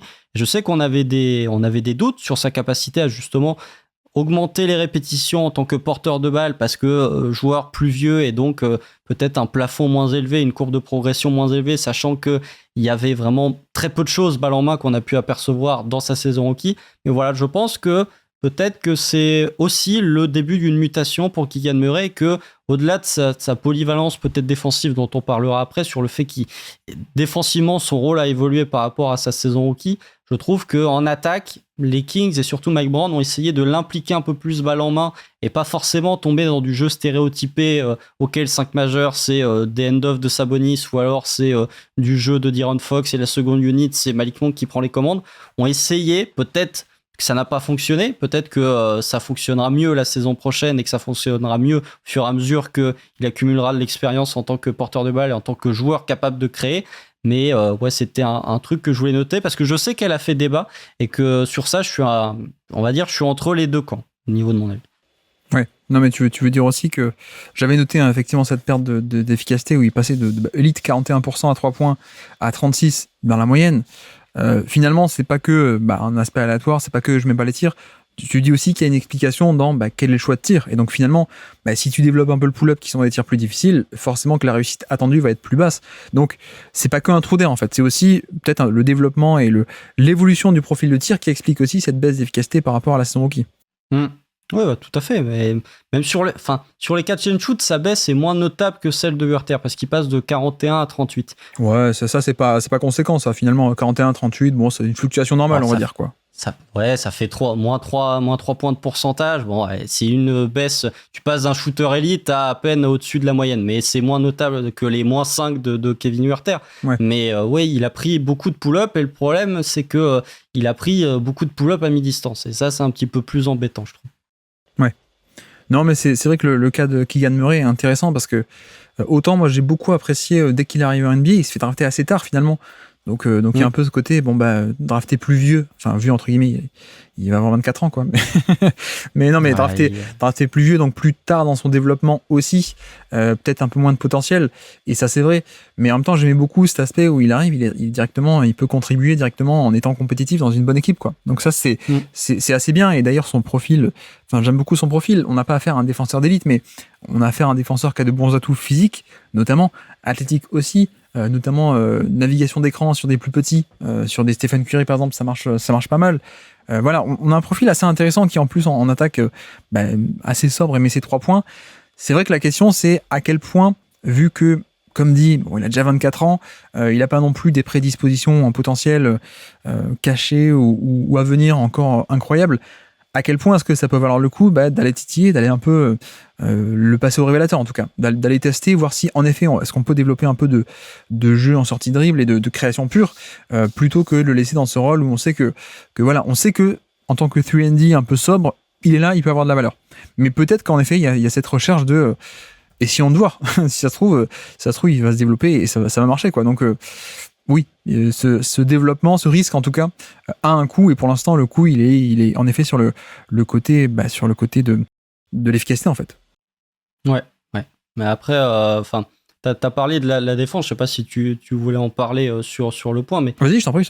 sur la défense individuelle, on va dire, de Keegan Murray, ce que je trouve intéressant, et notamment, tu as cité la défense sur le jeu d'écran de Stephen Curry, notamment sur le match du play-in. Moi, un truc qui m'avait marqué, c'est que les Kings, justement, pour essayer de contrer un petit peu le jeu à deux entre Draymond Green et Stephen Curry, avaient mis Keegan Murray premier défenseur en tout cas sur Stephen Curry, comme ça pouvait switcher sur les écrans. Ouais. Et on a vu que Keegan Murray était plutôt en réussite, et ce que je trouve intéressant, c'est que oui, c'est pas un défenseur de très haut niveau, mais j'aime bien la polyvalence des profils qu'il peut défendre, en tout cas la polyvalence des joueurs qu'il doit défendre. C'est-à-dire que si on regarde les joueurs qu'il a le plus défendus cette saison, on a Devin Booker qui est un arrière un peu explosif, on a Luka Doncic qui est un arrière pas explosif vraiment, mais qui est un autre type de profil que Devin Booker offensivement dans la manière de porter la balle, c'est pas les mêmes zones, etc., etc. On est sur Brandon Ingram, donc sur un ailier longiligne plus adepte du post-up et du fade-away à mi-distance. On est sur Jalen Williams, Michael Porter Jr., Rui Hachimura, Donovan Mitchell. Donc son range, on va dire, est situé entre je défends des postes 2 jusqu'au poste 4, et je trouve ça intéressant de voir que avec le départ d'Harrison Barnes, ça va être lui entre guillemets qui va être le défenseur attitré sur les ailiers, hormis si potentiellement Mike Brown décide de mettre Keon Ellis potentiellement sur certains ailiers un petit peu longilignes, mais dans tous les cas ce sera lui qui devra un petit peu défendre le point of attack, hormis si c'est un meneur. Et de voir que ça a déjà été expérimenté cette saison, ça peut donner des espoirs un petit peu pour la saison prochaine sur sa capacité à être, on va dire, un joueur capable de prendre quelques pull-ups, mais surtout de pouvoir varier les profils défensifs et du coup de pouvoir varier un petit peu les line-up dans lesquels tu l'utilises. Est-ce que Jake Crowder est encore free agent potentiellement, je crois. Il me semble. Parce que tu vois, lui, ça peut être une bonne option pour vraiment pas cher pour remplacer un peu Barnes, et ce côté poste 3-4 un peu solide qui peut t'offrir ce genre de line-up. Parce que pour le coup, autant je te rejoins totalement, je pense que son spectre défensif c'est celui d'un ailier, mais qui penche plutôt vers le bas, vers les postes 1 et 2, de par cette mobilité, et donc c'est bien. Mais voilà, le compromis, c'est que je pense pas qu'il puisse monter, au contraire, un peu vers le haut, et avoir le même degré de solidité et de défense, et pas que on-ball, mais un peu le travail off-ball aussi d'un Harrison Barnes, les rebonds, la protection de panier, etc. Même si Barnes n'était pas fameux sur les rotations, mais ne serait-ce que sur le côté physique, je suis pas sûr qu'il puisse monter à ce point facilement en défense, quoi. Donc, mais à suivre, en tout cas. À suivre. Eh bien, si tu permets, je peux placer, moi, la mienne de 4e stat du jour. Si je retrouve ma fiche. Oui, la voici. Moi, je vais partir sur 91,5. Qu'est-ce que 91,5 ? C'est le nombre de touches par match de Sabonis. Alors, touche, c'est pas une touche physique, le nombre de fois où il touche le ballon. C'est une touche, le nombre de fois où il possède le ballon. Voilà, grosso modo. Donc 91 pour Sabonis, 91 fois il a le ballon entre les mains. Même quand il le garde 6 secondes, hein, par exemple, ou 10 secondes, c'est une touche, on va dire. Bref, c'est le 3e plus gros total de NBA. 3e plus gros total de NBA cette saison, Sabonis. Il fallait un peu qu'on parle de lui tout de même, hein, forcément. Et ce que j'aime beaucoup, j'aime bien sortir cette stat depuis la création du Basket Lab, en fait, mais un peu ce modèle Jokic et Sabonis, c'est qu'on est à l'opposé de ce que sont d'habitude les plus gros monopolisateurs de ballon, c'est-à-dire que d'habitude, ceux qui ont le plus de touches par match en moyenne, c'est aussi ceux qui gardent le ballon le plus longtemps, forcément. Or, là, avec des Jokic et donc Sabonis surtout, Sabonis 3e plus grand nombre de touches par match, en nombre moyen par match, mais par contre, le temps de possession passé avec la balle par match en moyenne, il est que 61e en NBA. Donc je pense que c'est une stat parfaite pour illustrer ça, hein, ce côté plaque tournante d'une équipe. Jokic, on a un peu des chiffres similaires, et Sabonis qui a, en ce sens, pas sur les qualités, pas sur le scouting report, mais dans le style de jeu et aussi un passing hub un peu dans la lignée de Jokic, c'est totalement ça. C'est-à-dire qu'on a ce mec qui va être au cœur du jeu, qui n'a pas de... Tu vois, il n'a pas de shoot, mais il représente le spacing parce que il est loin du panier avec la balle. Donc, il fait pas partie du spacing. Et donc, c'est comme ça aussi qu'on arrive à créer de très bonnes attaques. Enfin, en tout cas, l'an dernier. Mais avec un non-shooter, c'est qu'on lui donne le ballon. Et puis, il a ce côté prise de décision, passing d'élite, etc. Donc, voilà, là-dessus, pas de problème. Et ce côté plaque tournante est bien illustré par ça, cette différence entre le nombre de fois où il touche la balle et le temps total cumulé où il a la balle entre les mains sur un match. Et puis, les classiques aussi, dans cette continuité, le nombre de dribble end-off de Sacramento, donc le jeu de main à main, littéralement le dribble end-off, 11,4 par match, possession terminée sur DHO, sur dribble end-off, c'est premier de NBA et premier avec une avance assez spectaculaire, puisque le deuxième est à 7 par match. Et eux, ils sont à plus de 11. Donc ça fait un sacré écart en termes de fréquence. Aussi en termes d'efficacité, ils sont 5e de NBA. Donc bref, un peu ce côté qu'on connaît. Et c'est peut-être aussi pour ça, mine de rien, et c'est là où on peut ouvrir une fenêtre vers 2025, mais peut-être qu'ils ont aussi voulu apporter un DeRozan là-dedans pour apporter un peu de variété.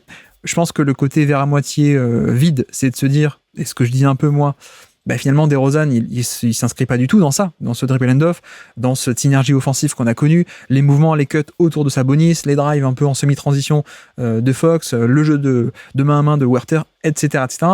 DeRozan, non, il a pas du tout ce mouvement off-ball, ou même avec la balle, il n'a pas cette synergie. Donc, il s'inscrit pas dans l'identité de l'équipe, mais par contre, c'est vrai que peut-être que la réflexion du front office, ça a été de se dire, Sabonis, on le connaît, il est au max, on sait ce qu'il fait, ce côté plaque tournante, ok, mais finalement, ça suffit peut-être pas assez, donc c'est peut-être pour ça qu'on va chercher un porteur de balle plus classique, un créateur plus classique de pick and roll, en fait. Oui, amener de la variété dans les schémas offensifs, même si ça amène, on va dire, le profil de DeRozan ne renforce pas ton spacing, et de facto, si tu abandonnes un petit peu le jeu de end-off avec Sabonis, il fait, comme tu l'as dit, il fait plus partie du spacing, donc ça peut encore plus sanctionner. Surtout que les zones, on va dire, de DeMar DeRozan sont des zones qui sont déjà affectionnées par d'autres joueurs des Kings, même si forcément avec le dribble, ça va peut-être multiplier, on va dire, les menaces offensives, et peut-être du coup amener les défenses à être un peu plus alertes sur ce qui peut se passer quand tu as un DeMar DeRozan qui porte la balle que lorsque c'est un Kevin Huerter ou lorsque c'est un Keegan Murray. Ouais. Il y a il y a deux camps du côté de Sabonis, mais la stat des end-off en fréquence et en points par possession, elle était mise de côté, parce que effectivement, c'est un peu en termes de fréquence, on n'est pas sur les Rockets en isolation, mais on n'en est pas très loin. C'est-à-dire que tu as quand même un gouffre entre le premier et le deuxième, parce que les Rockets en isolation, tu avais James Harden qui était premier des 30 équipes NBA sur certaines années. Mais ouais, je trouve que même les screen assists, voilà, alors les screen assists, ça vaut ce que ça vaut, mais il est encore à 6 cette année, là où le deuxième, c'est Rudy Gobert qui est à 4.8. Je trouve qu'il y a un peu deux clans, dans le sens où Domantas Sabonis, il est pas conflictuel, mais il est... je sais pas le terme exactement. En tout cas, il est polarisant. Voilà, polarisant, exactement. Merci beaucoup. C'était le mot que je galérais à trouver. Il est polarisant.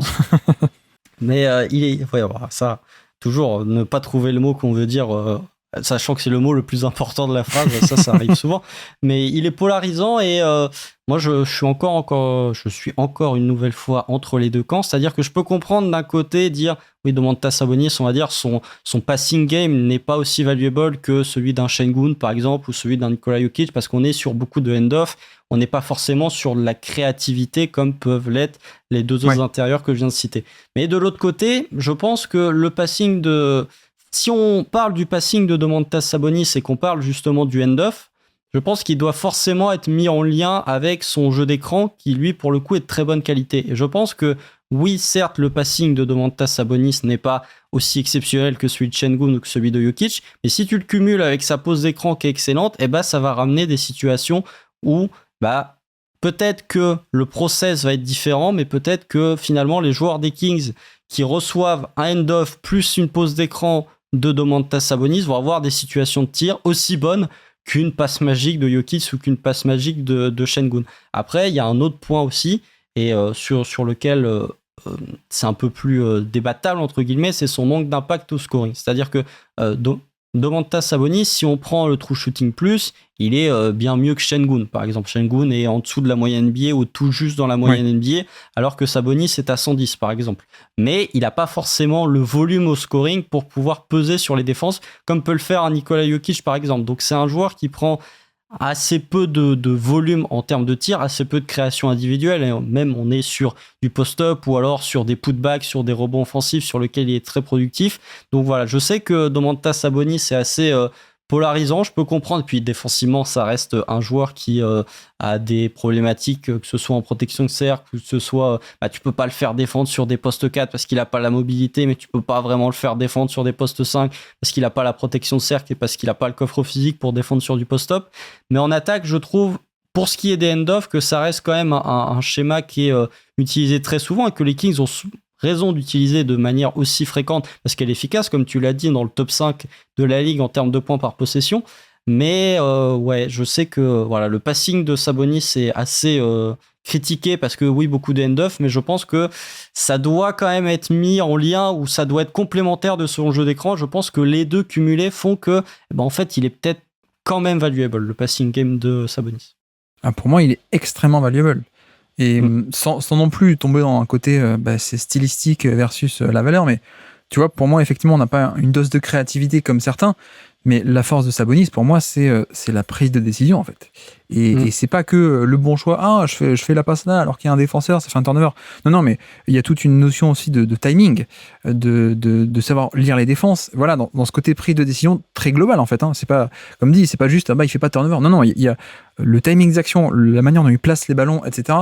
Moi, effectivement, pour moi, c'est une critique qui est pas valable de dire il fait que des dribble and off. Non, parce que c'est peut-être un des tout meilleurs sur les dribble and off, quoi. Et pour moi, c'est non pas que ce soit stylistique, mais tu vois, c'est comme si tu me disais, c'est un peu le Chris Paul des dribble and off, quoi, des intérieurs dribble and off. Oui. Et je sais pas, moi, tu prends n'importe qui est-ce qu'on peut prendre? John Wall. John Wall était plus créatif que Chris Paul en termes de variété de passes, en termes d'angle de passe qu'il peut faire parce qu'il est plus grand, parce qu'il a des bras plus longs, etc. Donc il y avait plus de créativité en soi. Sauf que Chris Paul, je pense que je préfère Chris Paul, le passing de Chris Paul, comparé à un John Wall, parce que plus méthodique, il sait ce qu'il fait précisément, un peu un scientifique de ça, du timing, des petits espaces, de quel angle faire la passe, avec donc il y a, pour moi, la créativité à la limite, c'est pas forcément un obstacle. Et tu vois, tu compares à Şengün, je pense que actuellement, et même en sachant que Şengün a une créativité plus grande, je pense que je préfère encore actuellement le passing, la valeur du passing de Sabonis actuellement. Bon, peut-être aussi parce que Şengün n'a pas encore été totalement utilisé là-dessus. Mais ça, c'est une autre histoire. Mais voilà, je pense qu'effectivement, ça a beaucoup de valeur, ce passing. Et c'est tout le jeu des comparaisons, malheureusement. Mais les deux sont un peu pris là-dedans. À la fois Jokic et à la fois Sabonis et Şengün sont pris un peu dans ce côté. Mais parce que Jokic est le modèle, mais le modèle un peu inatteignable. Et d'ailleurs, justement, tu l'as dit, pour moi, c'est le point fondamental. J'ai donné pas mal de stats un peu de dribble and off et de temps de possession, de touches par match qui sont les mêmes que Jokic, en tout cas le même style, c'est-à-dire je touche souvent le ballon, plaque tournante, mais sans le garder parce que je fais tourner, ok, mais la différence avec Jokic, tu l'as dit, c'est le scoring en fait. À quel point est-ce qu'il peut scorer, parce que Jokic, c'est ça la différence, c'est que Tu vois Jokic chez ces Kings, où tu as des défenses en face qui s'adaptent et qui disent attends, il faut faire une pré-rotation, comme on connaît ce jeu maintenant, on va boucher la raquette. Jokic, c'est pas grave, malgré les obstacles, il va passer par-dessus les obstacles, il va scorer parce que c'est le meilleur score de NBA en création pure, quoi, Jokic. Alors que Sabonis, c'est pas le cas. Et notamment, voilà, en termes de création, isolation et post-up, on est à 0,89 et 0,88 points par possession. Les chiffres, on s'en fiche, mais c'est 44e centile et 23e centile. Donc à peine mieux que 44% de tous les joueurs NBA et à peine mieux que 23% de tous les joueurs NBA, donc post-up et isolation. Donc clairement, c'est là-dessus où je pense que la valeur du passing, elle est très grande pour créer une synergie. Ça va être lui, l'identité de ton attaque, c'est ça, c'est son passing, son mouvement autour de lui. Et en ça, il y a beaucoup de ressemblances avec Jokic. Par contre, c'est vrai que pour compléter la comparaison, ce qu'il ferait passer sur un step de Hall of Famer ou de All NBA First Team, c'est qu'il n'y a pas le scoring. Et donc oui, il est très efficace. Mais tu vois, alors j'ai pas fait exprès, mais je parlais dans le passing, c'est le Chris Paul de Terry Bellendorf. Il y a un peu ça aussi avec Sabonis au scoring. C'est-à-dire que oui, il est très efficace, mais aussi parce qu'il n'a pas cette capacité à aller créer des tirs un peu compliqués, à les prendre. Donc il est efficace parce qu'il prend aussi beaucoup des tirs facile, non, mais je sais pas si tu vois un peu ce que je veux dire, quoi. Chris Paul aussi, il y a un peu ce truc de toujours hyper efficace, mais parce que il allait jamais forcer les choses, entre guillemets, quoi. Oui, et puis aussi le scoring de Sabonis, déjà, il est sur un volume plus petit, par exemple, que Sengun, c'est-à-dire en termes de création pure, Sengun prend déjà un plus gros volume que Domantas Sabonis, et comme tu l'as dit, les chiffres, on s'en fiche, mais comme il n'y a pas la menace de sanctions sur du post-up ou sur de l'isolation, en fait, le domaine dans lequel Domantas Sabonis est vraiment efficace, si on enlève les séquences ou des paniers qui proviennent d'une passe décisive, c'est sur les putbacks finalement, parce qu'il prend énormément de putbacks, il est à 2 possessions quasiment par match de putback, il est à 1,18 de points par possession, c'est mieux que tous ceux qui sont en haut de la liste, les Clint Capella, les Mitchell Robinson, les Andre Drummond. Donc il est une partie de son scoring, voire même 20-25% de son scoring vient justement de ses putbacks. Et comme tu n'as pas la menace, comme tu l'as dit, que peut avoir un Sengun sur le post-up, même si je suis pas le plus grand fan de Sengun, sans même parler du modèle Jokic, forcément tu vas pas avoir l'impact au scoring suffisamment élevé pour pouvoir être entre guillemets une première option, en tout cas un joueur sur lequel potentiellement en fin de match tu peux dire allez, on est dans une séquence où on fait un post-up pour toi, essaye de ramener ces 2 points supplémentaires pour nous faire passer devant. C'est plus Fox qui a pris ce lead-là, donc c'est peut-être un petit peu aussi les limites de la construction de cet effectif des Kings, c'est que t'as quand même tes 2 meilleurs joueurs sont pas des mâles alpha parce qu'ils ont des défauts, on va dire, qui sont différents pour les deux, mais qui empêchent d'être des mâles alpha, que ce soit l'impact au scoring que ce soit le manque de volume au scoring pour Domantas Sabonis ou le manque de playmaking et le manque de menace de pull-up à 3 points de De'Aaron Fox, sauf que c'est 2 joueurs qui sont les 2 meilleurs joueurs de ton effectif. Ouais. Est-ce qu'il faudrait pas rajouter un Carmelo Anthony là-dedans ? Tu penses pas ? Non, mais il y a DeMar DeRozan là. Dans les situations de match serré, t'inquiète pas que là, DeMar DeRozan, il va prendre la balle, il va faire excusez-moi. Ça, c'est pour moi, ça. Ouais. Et scorer avec une efficacité au niveau de la moyenne. Donc, ça, bien sûr. Bref, gardons le bilan 2025 pour 2025. On va pas trop parler de DeRozan parce que sinon on pourrait refaire le monde encore une fois. Mais bon, j'ai l'impression qu'on est quand même très bas depuis le début. On est beaucoup dans la nuance. Et en effet, effectivement, tous les joueurs des Kings sont un peu en dessous de leur standard, peut-être. Mais restez branchés sur le Basket Lab. Attendez le top 100, vous verrez qu'on mettra Sabonis quand même top 30 ou top 35. Donc voilà, aujourd'hui, on est un peu dans la nuance, mais ça reste quand même un joueur très très fort, évidemment.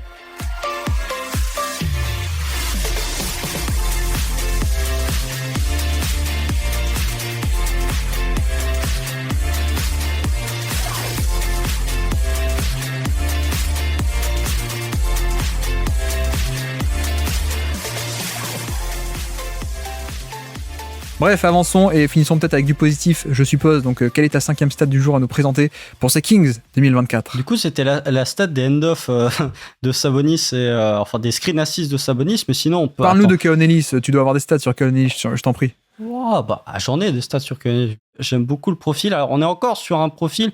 Pour moi, c'est pas du tout les mêmes profils défensifs ou offensifs, mais il rejoint un petit peu la trajectoire qu'ont pu avoir Miles McBride du côté des Knicks cette année ou Lugensdort du côté du Thunder il y a de ça 4 ans, c'est-à-dire des joueurs two-way qui, par un concours de circonstances, se retrouvent propulsés titulaires et qui, en fait, Miles McBride, il n'est pas encore titulaire, mais qui se retrouvent en tout cas dans la rotation et qui t'amènent une certaine assise défensive et qui sont pas complètement inutiles en attaque. Alors, ce sera toujours à valider sur la saison précédente parce que quand même 42% à 3 points sur 3 tentatives, c'est quand même assez élevé, sachant que le pourcentage au lancer est pas exceptionnel, sachant que voilà, j'ai pas suivi ce qu'il pouvait faire en NCAA, mais je pense pas que c'était un shooter aussi bon durant sa carrière. Mais voilà, je trouve que c'est quand même un joueur qui a su apporter autre chose que ce qu'apportait Kevin Huerter au moment de sa blessure. Défensivement, je le trouve intéressant parce qu'il a quand même de la taille. Il fait 6'6", je crois, donc il doit faire 1m98. Un peu frêle potentiellement pour défendre vraiment sur des, on va dire des postes 3 un peu petits, type Paul George. Même si Paul George n'est pas si petit que ça maintenant au niveau des ailiers dans la NBA actuelle, mais des ailiers un peu plus petits que la moyenne, mais qui ont un peu plus de coffre, un peu plus de poids. Il peut pas vraiment le défendre, faudrait peut-être ajouter quelques kilos. Mais voilà, je le trouve intéressant parce que tu peux le faire défendre sur Jalen Brunson, tu peux le faire défendre sur Shai Gilgeous-Alexander. Tu as vraiment un défenseur attitré sur le point of attack et potentiellement, si on se projette, ça peut être le titulaire potentiellement parce que tu auras Fox, DeMar DeRozan et Domantas Sabonis. Donc, il faudra potentiellement quelqu'un pour défendre justement sur ce point of attack. Et je trouve que de l'autre côté du terrain, au moins, il apporte la capacité de sanctionner sur les catch and shoot à 3 points que n'apportait pas Kevin Huerter. Donc finalement, tu trouves quand même beaucoup de trucs positifs. Et je rajouterai quand même un dernier petit truc en disant qu'il y a 2-3 séquences de connecteurs que je trouve intéressant aussi du côté de Keon Ellis. Donc à voir ce qui va se passer parce que c'est un joueur qui a 24 ans. C'est que ça. C'est sa première vraie saison NBA, mais c'est un joueur assez vieux, on va dire, entre guillemets. Mais oui, moi, de ce que j'ai vu, en tout cas, je suis extrêmement fan. C'est un des très bonnes surprises qu'on a pu voir cette saison. Et si j'avais fait ma All-Hipster Team, je pense que j'aurais mis Keon Ellis dedans. Clairement, il est dans la prochaine. Hein. Il est déjà dans la prochaine pour moi. mais non, en effet, Keon Ellis, je pense, tu vois, tu parlais par rapport à Huerter, je pense qu'il a aussi carrément pris les minutes de David Mitchell. Oui, qui a été vraiment pas bon. Qui est une autre histoire, parce que je pense que défensivement, Mitchell est encore meilleur, mais peut-être pas assez viable en attaque aujourd'hui. Donc c'est un peu un problème. Et alors que lui, de l'autre côté, Keon Ellis, il y a ce petit shoot. Alors, effectivement, tu vois, il est plus vieux déjà. Il a passé 2 ans à Alabama et les stats, en tout cas à Alabama, parce qu'on peut pas prendre les stats ni de cette saison où l'échantillon est assez court, ni de l'an dernier où c'était encore pire. Mais en 2021 et 2022, donc 2 ans de fac à Alabama, il était à 37% à 3 points. Bon, le 3 points NCAA, c'est pas pareil, mais au moins c'est un indicateur, quoi. C'est pas genre un mec qui là nous fait une saison à 40% sorti un peu de nulle part, alors qu'en fait d'habitude c'est un non-shooter. Non, il y a peut-être un petit bagage. Est-ce qu'on a un shooter vraiment à 40%? Je pense pas. Mais en fait, il y a pas besoin, quoi. Je pense qu'on est juste sur le modèle où il y a besoin d'un petit catch and shoot sympathique au-dessus de la moyenne, même au niveau de la moyenne. Et vu ce qu'il apporte par ailleurs en termes de défense et en termes de passing, connecting, c'est très bon. Et en effet, on a vu cette émergence cette saison qui a été le rayon de soleil. Moi, la stat que j'avais sur lui, ma 5e stat du jour, moi, c'était 6. Du coup, c'était 6, le nombre de joueurs qui répondent aux critères suivants. 900 minutes, plus de 1,5% de block percentage et plus de 2% 1,5% de steal percentage et plus de 2% de block percentage. On avait Caruso, Drummond, Isaiah Hartenstein, Matisse Thybulle, Jonathan Isaac évidemment, et donc Keon Ellis. Donc voilà, on est sur un peu l'élite. Il y a 2 joueurs d'OKC dans ta liste. Il y a 2 nouveaux joueurs d'OKC d'ailleurs. Ouais, 2 nouveaux joueurs d'OKC. Qui vont totalement coller. Mais ouais, effectivement. Donc Keon Ellis est en tout cas sur la fin de saison. Alors voilà, échantillon peut-être réduit, etc. À voir sur de plus gros échantillons. Mais en tout cas, on est sur un défenseur non seulement qui défend bien face au ballon, etc., mais qui est actif et qui a l'air d'être un très bon playmaker défensif. Donc voilà, c'est un modèle drafté plus vieux, moins de potentiel, mais déjà compétent. Et je pense qu'on est pas si loin que ça d'un mec qui, en effet, peut être le 3&D de pas mal d'équipes NBA, quoi, finalement. Ouais. Mais même la capacité... Alors, De'Aaron Fox aidait beaucoup à ça, mais la capacité de deflection aussi que les Kings ont pu avoir cette saison, et notamment Keon Ellis, pas forcément je vais réaliser l'interception, mais en tout cas de profiter de ma longueur justement pour provoquer potentiellement une sortie de balle et du coup une remise en jeu pour mettre un petit peu, pour ralentir entre guillemets l'attaque. Et je trouve que lui et Fox sont assez complémentaires de ce côté-là sur... peut-être que du coup l'ajout d'un joueur comme Keon Ellis pourrait un petit peu moins responsabiliser Fox en défense et qui pourrait être encore plus dans ce rôle d'intercepteur et surtout de playmaker off-ball, même si c'est pas vraiment un playmaker défensif off-ball, mais en tout cas d'intercepter ou d'être disruptif sur les lignes de passe.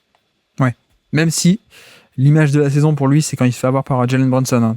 Bien sûr, mais l'écran n'est jamais venu, c'est pour ça qu'il s'est fait avoir. Mais voilà, je trouve que c'est quand même un joueur qui est intéressant, et même sur certains matchs, tu vois, tu parlais du fait que on était sur un petit échantillon au niveau du tir à 3 points, et que ce soit en termes de volume ou que ce soit en termes de match, et il y a certains matchs où justement il avait un volume de 3 points qui était plus élevé, et il arrivait quand même à garder son efficacité. Il me semble qu'il y a un match contre Orlando, les deux Sacramento face à Orlando sont très bien d'ailleurs cette saison, où il doit être à 4/9. Il y a un match face à OKC, je parlais en tout début d'épisode du fait que Sacramento avait lâché des matchs où ils avaient des grosses avances, où ils mènent de plus 20 face à OKC. Keon Ellis est à 8/15 à 3 points, donc là on est sur un énorme volume.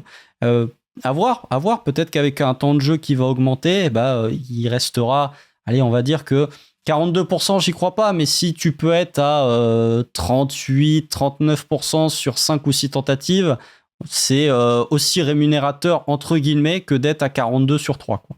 Oui, clairement. Non, mais je pense que le modèle est assez clair pour lui. Après, on espère qu'il va grandir dans ce rôle, mais il part d'assez haut finalement dans ce chemin-là. Donc tant mieux. Donc ça, c'était ma 5e stat du jour qui était sur Keon Ellis. Et donc toi, tu voulais aussi parler de Malik Monk, c'est ça, en 5e stat du jour de ton côté? Ouais, du 5e stat du jour improvisé, faut que j'arrive à trouver ce qu'a été capable de faire Malik Monk cette saison, mais je vais prendre une stat que j'aime pas trop, mais comme ça va amener un contrepoint, enfin que j'aime pas trop, qui est à pondérer. C'est un petit peu le... Non, mais comme ça va faire une stat globale. Elle est bien celle-là. C'est moins 0,95. Est-ce que tu sais ce que c'est? C'est le net rating lorsque Keegan Murray, De'Aaron Fox, Malik Monk et Domantas Sabonis sont ensemble sur le parquet. Ouais. Et ce qui est triste, c'est le manque un petit peu de synergie entre les quatre, parce que si vous allez voir un petit peu les net ratings de ces 4 joueurs, ça fonctionne, mais toujours lorsqu'il y en a un qui est absent. C'est-à-dire que le trio Keegan Murray, De'Aaron Fox, Domantas Sabonis est à 5.05 de net rating. Le duo De'Aaron Fox, Malik Monk, Domantas Sabonis sans Keegan Murray est à 2.98. Le trio Murray, Monk, Sabonis sans Fox est à 2.62. Mais en fait, quand les 4 sont ensemble, ça ne fonctionne pas. Et ça amène un petit peu sur...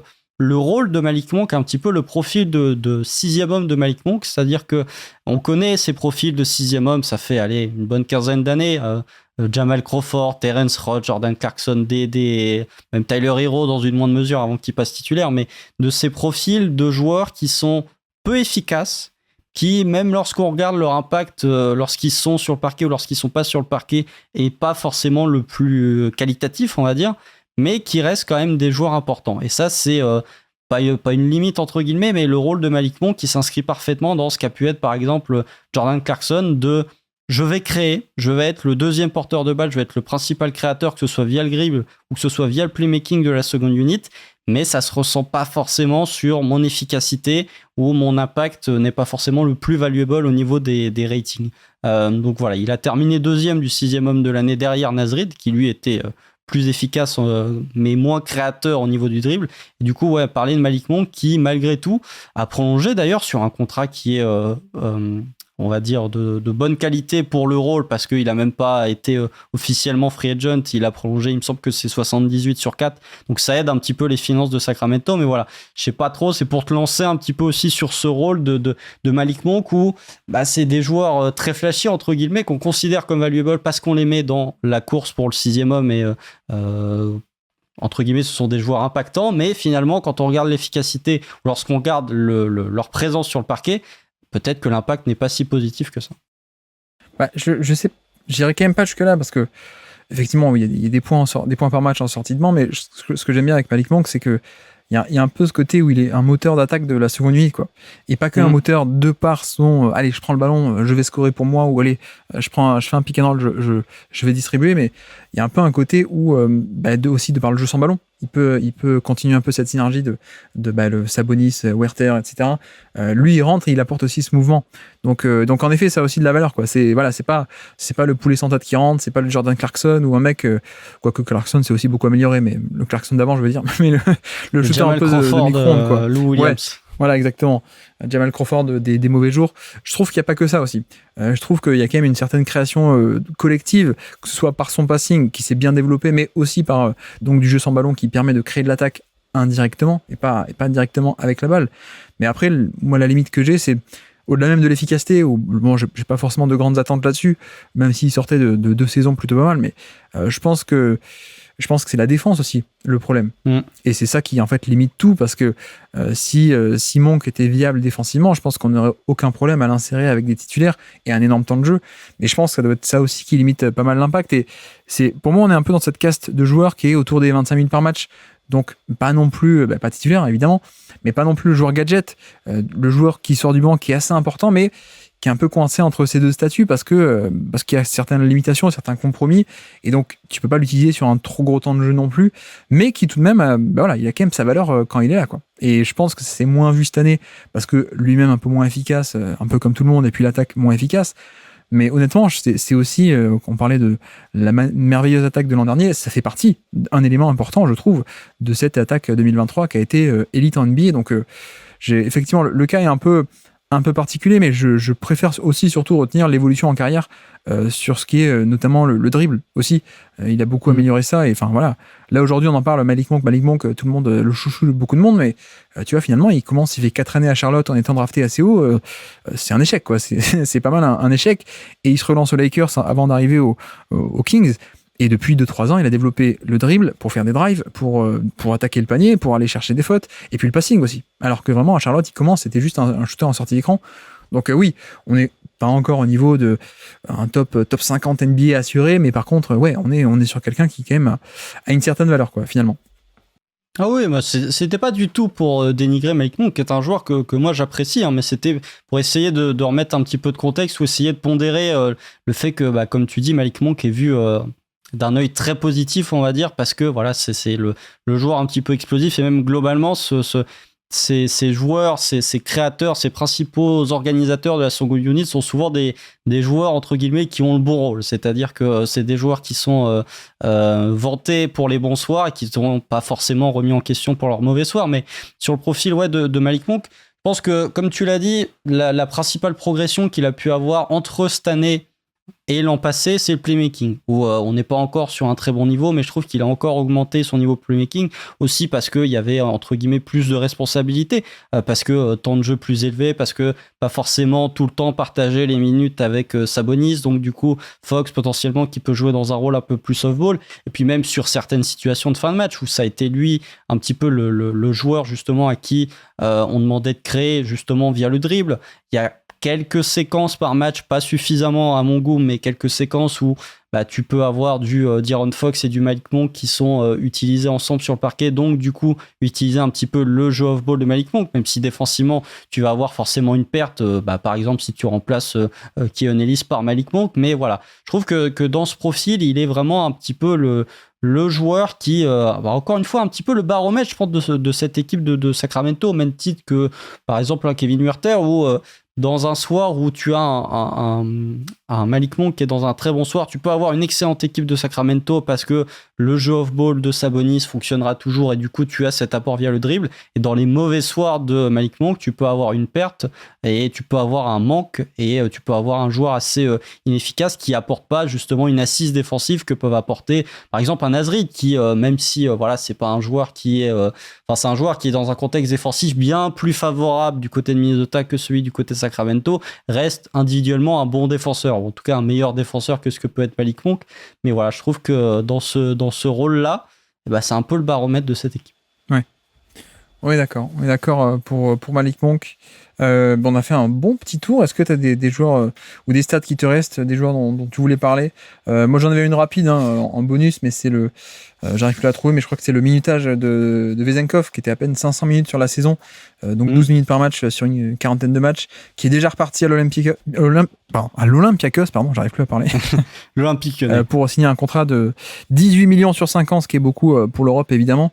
Mais voilà, je pense que Vezenkov, moi, ça me fait aussi un peu penser à Micic, qu'on a vu chez toi au OKC, qui ont été des greffes qui n'ont pas pris, et qui, du coup, très vite, ça se transforme en échec, parce que le joueur arrive en tant qu'un peu un joueur star depuis l'Europe, et sauf qu'il est utilisé un peu comme un role player, quoi, NBA.